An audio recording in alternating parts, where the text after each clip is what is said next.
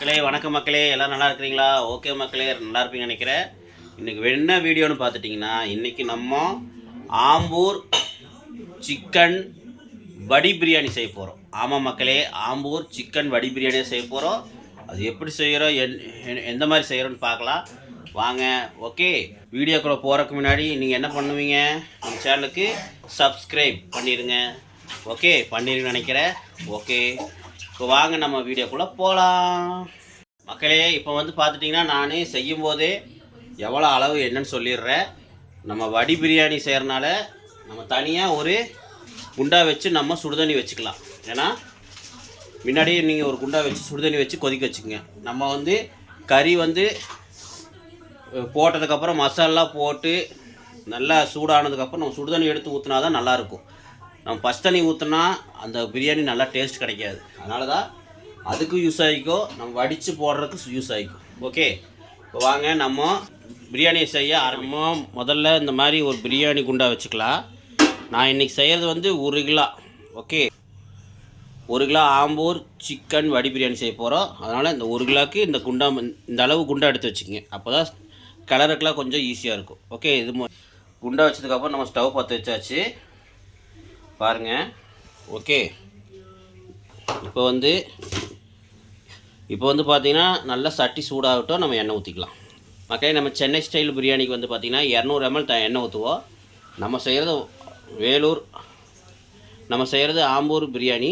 அதனால் நமக்கு வந்து 250 ml எண்ணெய் வேணும். வாங்க, நம்ம சட்டி காய்ஞ்சதுக்கப்புறம் 250 ml எண்ணெய் ஊற்றிக்கலாம். மக்களே, சட்டி நல்லா காஞ்சிருச்சு. நம்ம 250 ml எண்ணெய் ஊற்றிக்கலாம்.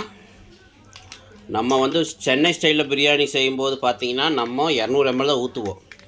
ஆனால் நம்ம செய்கிறது இப்போ ஆம்பூர் பிரியாணி.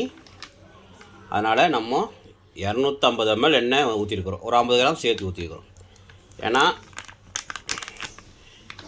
இது வந்து டேஸ்ட்டாகவும் இருக்கும். அதுக்காக தான் நம்ம எண்ணெய் வெங்காயம் எல்லாமே அதிகமாக தான் போடுறோம். மக்களே, நம்ம வந்து பார்த்துட்டிங்கன்னா பெரிய வெங்காயம் 1/2 கிலோ வச்சுருக்குறோம். தக்காளி வந்து ஒரு 1/2 கிலோ எடுத்து வச்சுருக்குறோம். எதுக்கு அரை கிலோ எடுத்து வச்சுருக்கோம் கேட்டிங்கன்னா, நம்ம ஆம்பூர் பிரியாணியால் தான் எல்லாம் ஒரு 100 கிராம் சேர்த்து வச்சுருக்குறோம். இதே நம்ம சென்னை ஸ்டைல் பிரியாணி செய்கிற மாதிரி இருந்தால் இது ஒரு வெங்காயம் ஒரு 400 கிராம், தக்காளி ஒரு 300 கிராம் தான் போடுவோம். நம்ம செய்கிறது ஆம்பூர் பிரியாணி. மசாலா வந்து கொஞ்சம் நல்லா ஹெவியாக இருந்தால் தான் நல்லா டேஸ்ட்டாக இருக்கும் பாருங்கள்.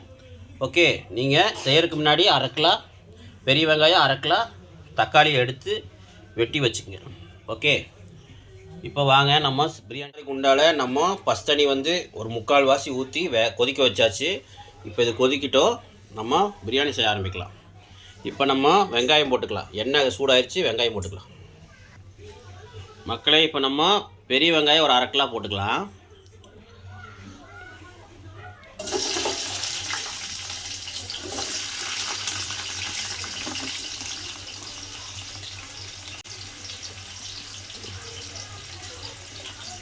நம்ம ஸ்பைசஸ் போட்டு கூட வெங்காயம் போட்டுக்கலாம், இல்லை வெங்காயம் போட்டு நம்ம ஸ்பைசஸ் போட்டுக்கலாம். ஒன்றும் பிரச்சனை இல்லை, எதுவாக இருந்தாலும் வணங்க தான் போகுது.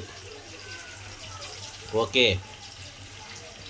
ஓகே மக்களே, இப்போ பெரிய வெங்காயம் போட்டாச்சு. இப்போ நம்ம ஸ்பைசஸ் எல்லாம் போட்டுக்கலாம்.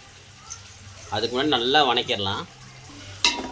மக்களே, நீங்கள் பிரியாணி செய்கிறதுக்கு முன்னாடி ஒரு 5 வரமிளகா 5 6 எடுத்து நல்லா ஒரு தண்ணியில் ஊற வச்சுருங்க. கொஞ்சம் தண்ணி ஊற்றி ஊற வச்சு ஒரு மணி நேரம் 2 மணி நேரம் ஊறினதுக்கப்புறம் அதை வந்து நல்லா நைஸாக அரைச்சிருங்க. பாருங்கள், இந்த மாதிரி பேஸ்ட் மாதிரி அரைச்சிக்குங்க. ஓகே, ஏன்னா நம்ம மிளகாத்தூள் போட மாட்டோம், நம்ம வந்து வரமிளகா அரைச்சி தான் நான் போட போகிறோம். ஏன் வரமிளகா போடுறேன் அப்படின்னா, நம்ம செய்கிறது ஆம்பூர் பிரியாணி. அதனால தான் நான் மறுபடியும் சொல்கிறேன், தப்பாக நினச்சிக்க வேண்டாம். ஆம்பூர் பிரியாணிக்கு இந்த மாதிரி மெத்தடில் செஞ்சால் தான் டேஸ்ட்டாக இருக்கும். ஓகே மக்களே, ஓகே, இந்த மாதிரி நீங்களுமே வரமிளகா ஊற வச்சு இப்படி அரைச்சி வச்சுக்கோங்க. சும்மா ஒரு 2 ஸ்பூனு 2.5 ஸ்பூன் போட்டால் போதும். நம்ம பச்சை மிளகா போட மாட்டோம், மிளகாத்தூள் போடுறதில்ல. நம்ம போடுறது இந்த பேஸ்ட் மட்டும்தான். காரத்துக்கு மட்டும் சொல்கிறேன், காரத்துக்கு போடுறது இந்த பேஸ்ட் மட்டும்தான். ஓகே மக்களே, வாங்க இப்போ நம்ம ஸ்பைசஸ்லாம் போட்டுக்கலாம். மக்களே, இப்போ ஸ்பைசஸ் போடுறதுக்கு முன்னாடி கொஞ்சம் கல்லுப்பு போட்டுக்கலாம். ஏன்னா இந்த வெங்காயம் வணங்குறதுக்காக நான் கொஞ்சமாக போட்டிருக்கிறேன். சீக்கிரம் வெங்காயம் வணங்கிடும்.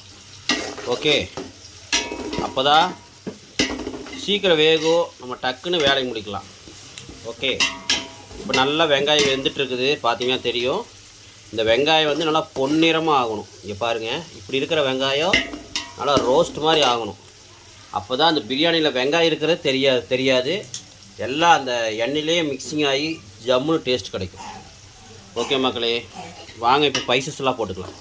மக்களே, இப்போ என்னென்ன பைசஸ் பார்த்துட்டிங்கன்னா, பட்டை ஒரு 20 கிராம், அப்புறம் பிரிஞ்சி இலை வந்து ஒரு 10 கிராம். ஓகே, ரோஸ் வந்து ஒரு 10 கிராம். ரோஸ்னால் அந்த ரோஸோட தலைன்னு சொல்லுவாங்க, அது ஒரு 10 கிராம். அப்புறம் கல்பாசி வந்து பார்த்திங்கன்னா அது ஒரு 10 கிராம். ஓகே, அதுக்கப்புறம் கிராம்பு ஒரு 15 கிராம்பு.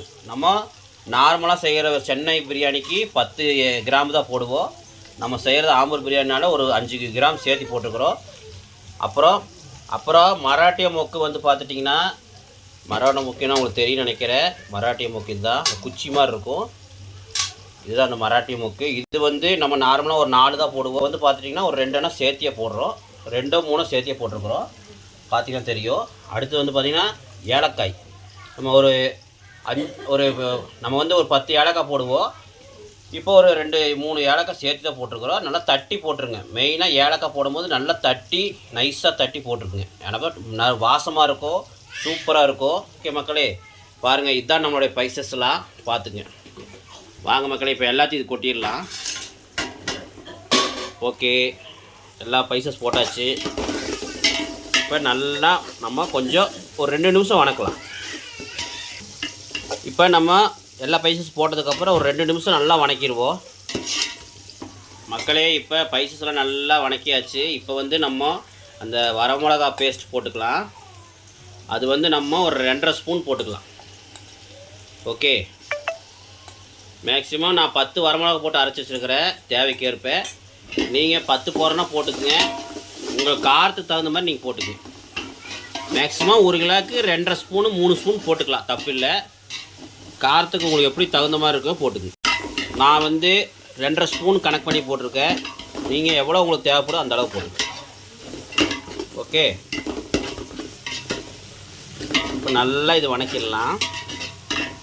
நம்மளுக்கு காரத்துக்கு இந்த காரத்துக்கு இதே தான், இந்த வரமிளகா பேஸ்ட்டு தான். நம்மளுக்கு கலருக்கு இதே தான், பார்த்துக்குங்க. வேறு எந்த கலரும் போடுறதில்ல, பார்த்துக்குங்க. ஓகே மக்களே, இப்போ நல்லா வணங்கட்டும். என்னடா மிளகாத்தூளும் போடாமல் பச்சை மிளகா போடாமல் பண்ணிகிட்ருக்கிறான், எப்படி கலர் வரும்னு நினைப்பீங்க. அது எப்படி வருதுன்னு மட்டும் பாருங்கள். முதல்ல எது எடுத்தாலும் நம்ம ஒரு 1/2 கிலோவோ 1 கிலோவோ ட்ரை பண்ணுங்கள். ட்ரை பண்ணி பார்த்துட்டு அது ஓகேனா பண்ணுங்கள். நானும் அதே மாதிரி தான் பண்ணிகிட்ருக்கேன். ஓகே, இது நல்லா மிக்சிங் ஆகட்டும். பார்த்தீங்கன்னா தெரியும், இது உங்களுக்கு கலர்ஃபுல்லாக வந்துருச்சு பாருங்கள். ஓகே மக்களே, நல்லா கலங்கட்டும். ஓகே மக்களே, நல்லா அந்த மசாலா நல்லா வேகட்டும். நம்ம தீயை மீடியமாக வச்சுக்கோங்க, ஏன்னா உங்களுக்கு வெங்காயம்லாம் கருகிரும். ஓகே மக்களே, இப்போ வந்து பார்த்துட்டிங்கன்னா நம்ம இஞ்சி பூண்டு பேஸ்ட் போட்டுக்கலாம். நான் வந்து கடையில் தான் வாங்கி போடுறேன், நீங்களும் கடையில் வாங்கி போடாதீங்க தயவுசெய்து, நான் போடுற மாதிரி. ஏன்னா நான் ஒரு அவசரத்துக்காக வாங்கி போடுறேன். வீட்டில் மிக்ஸி ரிப்பேராக இருக்கிறனால தான் நான் கடையில் வாங்கி இஞ்சி பூண்டு பேஸ்ட்டு போடுறேன். தயவுசெய்து கடையில் வாங்கி யூஸ் பண்ணாதீங்க. ஏதோ ஒரு அர்ஜென்ட்டுக்கு யூஸ் பண்ணிக்கோங்க, அதுக்காக டெய்லி யூஸ் பண்ணாதீங்க. ஓகே, வீட்டில் மிக்ஸி ரிப்பேருங்கிறதுக்காக தான் நான் இப்போ இஞ்சி பூண்டு பேஸ்ட் கடையில் வாங்கி போடுறேன். ஓகே மக்களே, இப்போ நல்லா வணக்கிக்கலாம். இப்போ இஞ்சி பூண்டு பேஸ்ட்டு எல்லாம் நல்லா வணங்கட்டும். மக்களே, இஞ்சி பூண்டு அளவு வந்து பார்த்துட்டிங்கன்னா, நம்ம நார்மல் பிரியாணிக்கு சென்னை பிரியாணிக்கு நம்ம செய்கிறது வந்து நார்மலான பிரியாணிக்கு வந்து நம்ம இஞ்சி 50 கிராம் பூண்டு 50 கிராம் போடுவோம். நம்ம செய்கிறது ஆம்பூர் பிரியாணி. மறுபடியும் அதை சொல்கிறேன், ஏன்னா உங்களுக்கு நான் வந்து தெளிவுபடுத்துறதுக்காக தான் நான் மறுபடியும் ஆம்பூர் பிரியாணி சொல்கிறேன். ஏன்னா நம்ம செய்கிறது வந்து ஆம்பூர் பிரியாணி, அதுக்காகவே நம்ம இஞ்சி பூண்டு பேஸ்ட்டு 10 கிராம், இஞ்சி 60 கிராம், பூண்டு 60 கிராம் போட்டுக்குங்க. ஓகே பாருங்கள், இஞ்சி பூண்டு பேஸ்ட்டு 60 கிராம் போட்டுக்குங்க. மொத்தம் இஞ்சி பூண்டு பேஸ்ட்டு மொத்தமாக சேர்த்து 120 கிராம். ஓகே, நம்ம போட்டால் 100 கிராம் போடுவோம். சாதா பிரியாணிக்கு நம்ம செய்கிற ஆம்பூர் பிரியாணினால ஒரு 20 கிராம் சேர்த்து போட்டிருக்கு. இப்போ நல்லா வணங்கணும். இஞ்சி பூண்டு பேஸ்ட்டு, அந்த வெங்காயம் எல்லாம் வணங்கினதுக்கப்புறம் நம்ம தக்காளி போட்டுக்கலாம். மக்களே இப்போ நம்ம தக்காளி போட்டுக்கலாம். நம்ம வந்து இஞ்சி பூண்டு பேஸ்ட்டு போட்டாச்சுன்னா நல்லா இஞ்சி பூண்டை வந்து நல்லா ஒரு 2 நிமிஷம் நல்லா வணக்கிட்டு அதுக்கப்புறம் தக்காளி தயிரெல்லாம் போட்டுக்கிட்டே இருக்கலாம். இப்போ நம்ம தக்காளி போட்டாச்சு. இப்போ தக்காளி வந்து நல்லா ஒரு 5 நிமிஷம் நல்லா வணக்குங்க. அப்போ தான் தக்காளியெலாம் நல்லா வெந்து மசிஞ்சு நல்லா மிக்சிங்காக இருக்கும். இப்போ நல்லா தக்காளி நல்லா வணக்கி விடுங்க.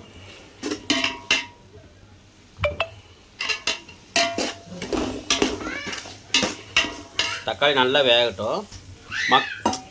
மக்களே இப்போ நம்ம கொத்தமல்லி வந்து முதல்ல ஒரு புதினா போடுறதுக்கு முன்னாடி நம்ம கொத்தமல்லி வந்து ஒரு கைப்பிடி அளவு எடுத்து வச்சுருக்கிறோம். அந்த முதல்ல ஒரு புதினா போடுறதுக்கு முன்னாடி நம்ம கொத்தமல்லி போட்டுக்கலாம்.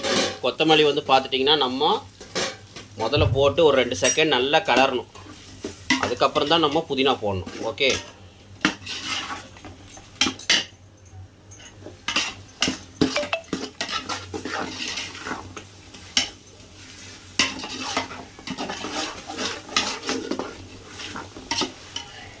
ஓகே மக்களே, இப்போ கொத்தமல்லி போட்டாச்சு. 2 செகண்டுக்கு கலர்னதுக்கப்புறம் நம்ம வந்து கொத்தமல்லி போட்டு 2 செகண்ட் கலர்னதுக்கப்புறம் நம்ம ஒரு கைப்பிடி அளவு புதினா போட்டுக்கலாம்.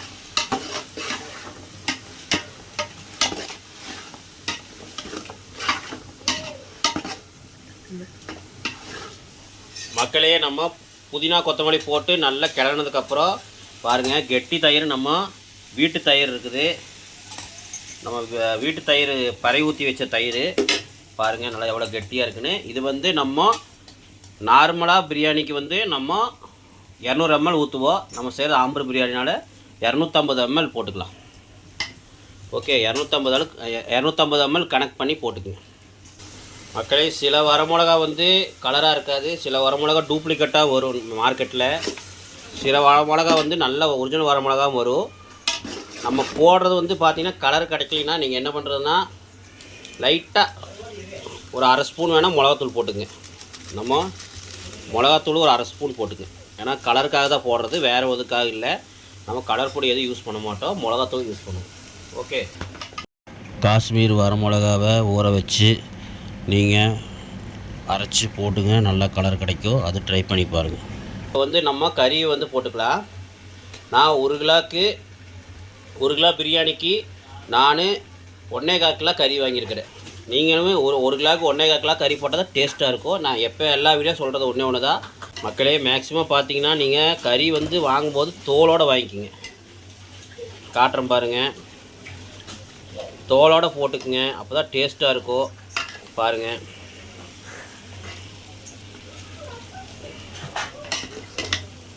பாருங்கள், தோலோடு தான் வாங்குவேன். தோலோடு போடும்போது டேஸ்ட்டாக இருக்கும் பிரியாணி.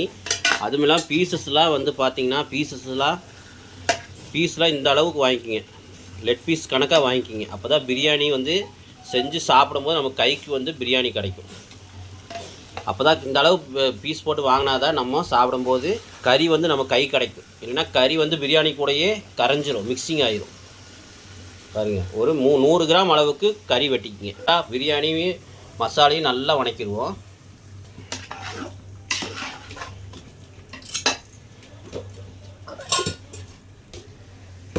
மக்களே, இப்போ கொஞ்சம் நம்ம உப்பு போட்டுக்கலாம். ஆமாம் மக்களே, ஏன்னா கறிக்கு வந்து உப்பு பிடிக்கணும், அதுக்காக போடுறோம். நம்ம தண்ணி ஊற்றிட்டு மறுபடியும் உப்பு செக் பண்ணி வேணுங்க அளவு போட்டுக்கலாம். ஓகே, இப்போ நம்ம உப்பு போட்டாச்சு. நல்லா கறியும் மசாலையும் நல்லா கலக்கி கொடுப்போம். உப்பு வந்து கறியில் பிடிக்கும்போது தான் டேஸ்ட்டாக இருக்கும். உப்புலாம் நல்லா கரைஞ்சி கறியில் வந்து ஒரு அரைவாசி வெந்துடணும். நம்ம தம்மு போடும்போது ஒரு அரைவாசி வெந்துடும். ஓகே மக்களே, இது நல்லா கலக்குவோம். மக்களே, இப்போ நல்லா கிளறி விட்டாச்சு. பார்த்தீங்கன்னா தெரியும். இப்போ நம்ம இந்த கொதிக்கிற தண்ணியை எடுத்து நம்ம இந்த கறி முழுகிற அளவு தண்ணி ஊற்றிக்குவோம். இந்த கொதிக்கிற தண்ணி எடுத்து நம்ம கறி முழுகிற அளவு தண்ணி ஊற்றிக்கலாம். ஓகே மக்களே,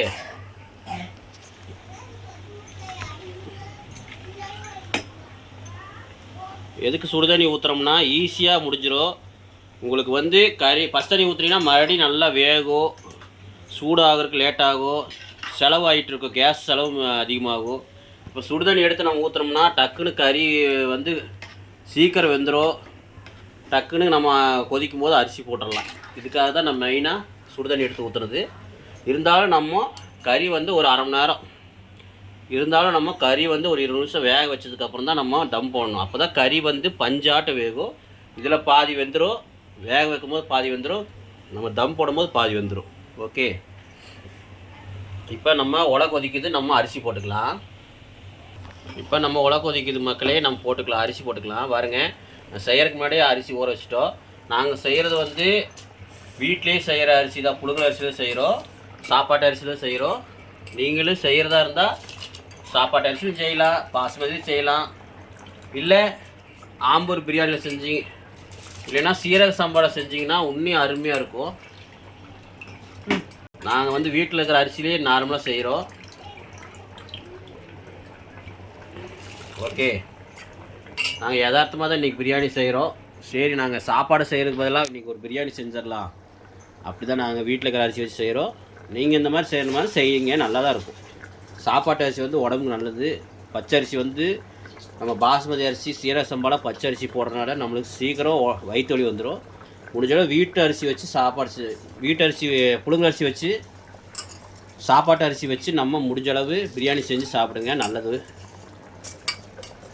ஓகே, ஒன்றும் இல்லை, கறி மட்டும் வாங்கினா போதும், மற்றதெல்லாம் ஈஸியான பொருள் தான். தக்காளி வெங்காயமெல்லாம் வீட்டில் இருக்கிறத வச்சு டக்குன்னு ஒரு பிரியாணி செஞ்சிடலாம். ஓகே, அரிசி வீட்டில் அரிசி சாப்பாட்டு அரிசி வச்சு டக்குன்னு ஒரு பிரியாணி பண்ணிடலாம். அது எப்படி செய்கிறங்கிறதுக்காக தான் உங்களுக்கு செஞ்சு காட்டுறதுக்காக இந்த வீடியோ. வீட்டிலே இருக்கிற அரிசி வச்சு ஏற்கனவே நான் உங்களுக்கு வீடியோ போட்டிருக்கிறேன். ஆனால் நம்ம இன்றைக்கி ஆம்பூர் பிரியாணி செய்கிறனால தான் உங்களுக்கு இந்த வீடியோ எடுத்துகிட்ருக்கிறேன், மறுபடியும் பிரியாணி வீடியோ எடுத்துகிட்ருக்கேன். நம்ம சேனலில், நம்ம சேனலும் சரி, ஒய்ஃப் சேனலும் சரி, பிரியாணி நிறையா எண்ணம் வந்திருக்குது. இருந்தாலும் நான் ஆம்பூர் பிரியாணி செய்கிறதுனால தான் இப்போ உங்களுக்கு அதுக்காக வீடியோ எடுத்துகிட்ருக்கிறேன். பாருங்கள், நம்ம தீயை வந்து மீடியமாக வச்சுட்டு விட்டுட்டிங்கன்னா, ஒரு தட்டை போட்டு மூடி விட்டுட்டிங்கன்னா அந்த கறி வெந்துடும், இந்த மசாலாலாம் நல்லா வெந்துடும். நம்ம உப்பு செக் பண்ணி பார்த்துட்டு நம்ம கடைசியாக அரிசி போட்டுக்கலாம். ஓகே, இப்போ நல்லா வேகட்டும். இப்போ அப்படியே மீடியமாக வச்சு விட்ருங்க. தீயை மீடியமாக வச்சு விட்டிங்கன்னா அது பாட்டுக்கு, பாருங்கள், மீடியமாக வச்சு விட்டிங்கன்னா அது பாட்டுக்கு மசாலா லைட்டாக அப்படியே கொச்சிக்கிட்டே இருக்கும். நல்லா மசாலா வெந்து கறி லைட்டாக வெந்து நல்லா ஜம்முன்னு இருக்கும். உங்களுக்கு மசாலா நல்லா ஃப்ளேவராக இருக்கும். இல்லைன்னா ஸ்பீடாக வச்சு விட்டிங்கன்னா மசாலு எல்லாம் தனித்தனியாக போயிடும், தனித்தனியாட்ட வந்துடும். எல்லாம் தண்ணி ஒரு பக்கம் போயிடும், மசாலா ஒரு பக்கம் போயிடும். அப்புறம் நம்மளுக்கு அந்த கிரேவி மாதிரி கண்டென்ஸ் கிடைக்காது, நம்மளுக்கு மசாலு அந்த கண்டென்ஸ் கிடைக்காது. அதனால தான் மேக்ஸிமம் மீடியம் வச்சு எந்த பண்ணாலும் மீடியம் வச்சு பண்ணுங்கள். ஒரு குழம்பாகட்டும் எதுவாகட்டும், மீடியமாக கறி குழம்பாக இருக்கட்டும் எதுவாக இருக்கட்டும், மேக்ஸிமம் மீடியமாக வச்சு குழம்பு கொதிக்க வச்சிங்கன்னா சூப்பராக இருக்கும். ஓகே, இப்போ நல்லா கொதிக்கிட்டே நம்ம தட்டு போட்டு மூடி வச்சிடலாம். ஒரு 20 நிமிஷம் கழித்து நான் உங்களுக்கு காட்டுறேன். ஒரு தட்டு போட்டு மூடி வச்சாச்சு. இப்போ ஒரு 20 நிமிஷம் கழித்து நான் உங்களுக்கு காட்டுறேன். இதே நம்ம சீரக சம்பா போட்டிருந்தோம்னா போட்டு ஒரு 2 நிமிஷத்தில் எடுத்துடலாம். பாஸ்மதி அரிசி சீரக சம்பா போட்டால் போட்டோன்னு ஒரு 2 நிமிஷத்தில் எடுத்துடணும். அது வெந்துச்சா வேகலையா அதெல்லாம் முக்கியம் இல்லை, போட்டோன்னு சுடுதண்ணியில் போட்டோன்னு எடுத்துடணும். ஆனால் நம்ம வீட்டில் அரிசி, நம்ம வந்து சாப்பாட்டு அரிசி போட்டிருக்கோம், வீட்டில் செய்கிற சாப்பாட்டு அரிசி போட்டிருக்கறனால அது ஒரு அது வந்து பார்த்திங்கன்னா ஒரு 5 நிமிஷம் தான் வேகணும். அப்போ தான் நல்லா வேகும் அரிசி. அதனால் ஒரு 5 நிமிஷம் வேக வைங்க. 5 நிமிஷம் வெந்ததுக்கப்புறம் நம்ம வடிகட்டிக்கலாம். அரிசி எடுத்து இப்படி அமுத்தி பாருங்கள். அமுத்துனீங்கன்னா மேலே வெந்திருக்கும், உள்ளே வந்து அரிசியாக இருக்கும். ஓகே,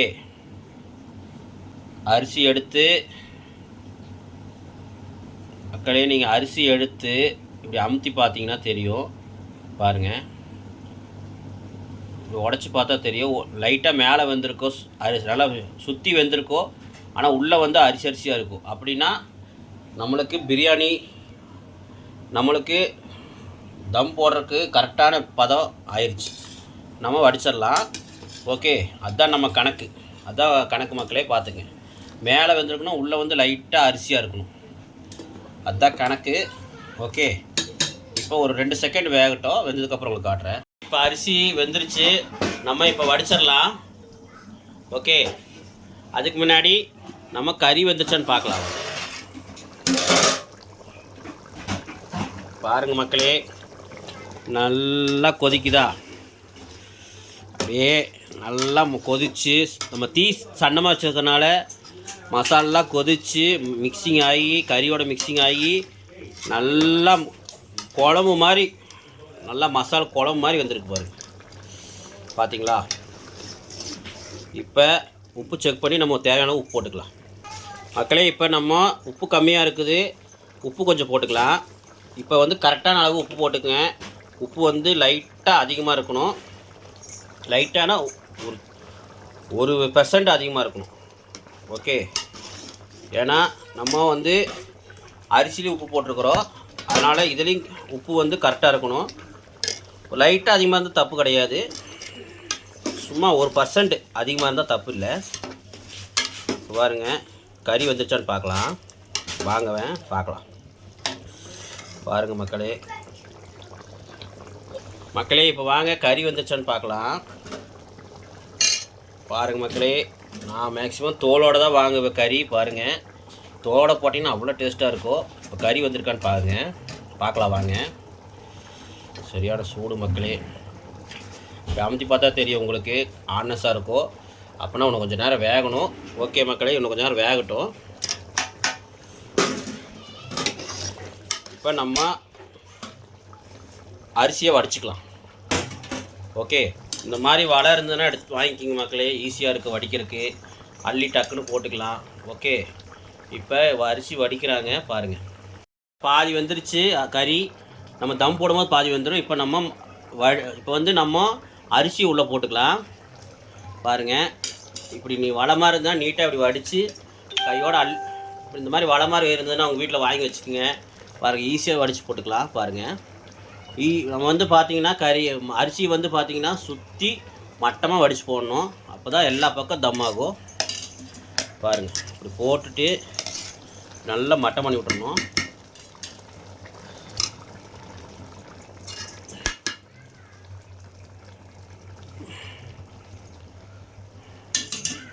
ஓகே மக்களே, நான் தம்மு போடும்போது உங்களுக்கு காட்டுறேன் பாருங்கள். மக்களே இப்போ அரிசிலாம் போட்டாச்சு. போட்டதுக்கப்புறம் லைட்டாக இந்த கரண்டி இருக்குல்லங்க, கரண்டியோட பின்பகுதியில் வச்சு இப்படி சும்மா கரண்டி இருக்கிற பின்னாடி பக்கம் வச்சு இப்படி வச்சு கலக்கி விட்ருங்க. எல்லா பக்கம் இப்படி கலக்கி விட்ருங்க, ஏன்னா உடஞ்சிற அரிசி, அதுக்காக தான் கரண்டியோட பின்னாடி பகுதி வச்சு நம்ம கிளறி விட்றது. ஓகே மக்களே, அவ்வளோதான். அரிசிலாம் போட்டதுக்கப்புறம் பாருங்கள் சுற்றி இப்படி தம்மு போட்டதுக்கப்புறம் நம்ம தட்டு போட்டு நல்லா கேப்பே இல்லாமல் தட்டு போட்டு மூடி வைக்கணும். பாருங்கள் மக்களே, இது தம் போடுறதுக்கு வந்து நான் தேங்காய் தொட்டி போடுவேன் சில பேர், நான் வந்து தோசைக்கல் தான் வைப்பேன். பாருங்கள் இப்படி வைக்கணும் மக்களே. இப்போ வந்து பார்த்திங்கன்னா நம்ம இந்த மாதிரி மட்டமான தோசைக்கல் வச்சுக்கோங்க. வச்சு நம்ம பிரியாணி குண்டா தூக்கி மேலே வச்சுக்கோங்க. ஒரு 10 நிமிஷம் மீடியமாக வச்சு 10 நிமிஷம் வந்து பார்த்திங்கன்னா தீ சன்னமாக வச்சு நம்ம முதல்ல வந்து ஒரு தீயை வந்து 10 நிமிஷம் தீயை சன்னமாக வச்சு வேக வச்சுக்கலாம். அதுக்கப்புறம் ஒரு 10 நிமிஷம் ஸ்பீடாக வச்சுக்கலாம். ஓகே, இப்போ தட்டை போட்டு மூடி வச்சுக்கலாம். வச்சு மேலே இந்த அரிசி வடித்த தண்ணி இருக்கும், அந்த தண்ணி சுடு தண்ணி வச்சுருந்தீங்கன்னா மேலே இந்த மாதிரி வச்சுக்கோங்க. ஏன்னா காற்று வந்து வெளியே வரக்கூடாது, சுற்றி வந்து கேப் இருக்கக்கூடாது. பாருங்கள் சுற்றி வந்து மட்டமான தட்டு வச்சு மூடிக்குங்க. ஓகே, இப்போ ஒரு 10 நிமிஷம் கழித்து நம்ம 10 நிமிஷம் தம்மா ஆகட்டும், அதுக்கப்புறம் நம்ம பார்க்குறோம். இப்போ வந்து பார்த்திங்கன்னா ஒரு 10 நிமிஷமாக நம்ம மீடியமாக வச்சுருக்குறோம் தீ. இப்போ வந்து நம்ம ஸ்பீடாக வச்சுக்கலாம். அதுக்கு முன்னாடி உங்களுக்கு பிரியாணி வந்து எப்படி தம்மாக இருக்குன்னு உங்களுக்கு காட்டுறதுக்காக திறந்து காட்டுறேன். பாருங்கள், இப்போ திறக்கூடாது, உங்களுக்காக திறந்து காட்டுறேன். பாருங்கள் மக்களே, திறந்து காட்டுறேன் பாருங்கள். நீங்கள் நம்புவீங்க, நம்பலைனாலும் பரவாயில்ல. ஏடா கலர்லாம் போட்டு வச்சிட்டிங்க நினைப்பீங்க, கலரு கிடையாது, மாயங்கள்லாம் மந்திரம் இல்லை. பாருங்கள், ஆனால் லைட்டாக ஈரப்பதமாக தான் இருக்கும். நம்ம இன்னி 10 நிமிஷம் தம் போடணும். ஓகே, இங்கே பாருங்கள் மக்களே, லைட்டாக ஈரப்பதமாக இருக்கா? ஓகே, இப்போ இது மறுபடியும் கலரி விட்டு மட்டமானி விட்டு நம்ம தம் போடணும். இப்போ தீ ஸ்பீடாக வச்சு தம் போட்டுக்கலாம். மக்களே பாருங்கள், நம்ம மறுபடியும் நல்லா மட்டமானி விட்டாச்சு. இப்போ மறுபடியும் மூடி விட்டுடலாம். பாருங்கள் மக்களே, மறுபடியும் நம்ம மேலே குண்டா வச்சு தீயை வந்து ஸ்பீடாக ஹை ஸ்பீடாக வச்சுக்கலாம். ஒரு 10 நிமிஷம், மறுபடியும் ஒரு 10 நிமிஷம் கூட வேண்டாம், ஒரு 5 நிமிஷத்தில் தம் ஆயிரும். பாருங்கள், நல்லா தண்ணி இழுத்துச்சுன்னா முடிஞ்சுது, நம்மளுக்கு பிரியாணி ரெடி. இப்போ அரிசி லைட் 3/4 இப்போ வந்து பார்த்திங்கன்னா அரிசி வந்து 90% வெந்துருச்சு. நல்லா தண்ணியில் இழுச்சுன்னா முடிஞ்சுது. 100% பிரியாணி வெந்துடும், 100% அரிசி வந்துடும், நம்மளுக்கு பிரியாணி ரெடி ஆயிரும். ஓகே, இப்போ நல்லா வேகட்டும், ஒரு 5 நிமிஷம் கழித்து உங்களுக்கு காட்டுறேன். இப்போ வந்து பார்த்திங்கன்னா நம்மளுக்கு பிரியாணி ரெடி ஆயிடுச்சு. வாங்க மக்களே, உங்களுக்கு நான் திறந்து காட்டுறேன்.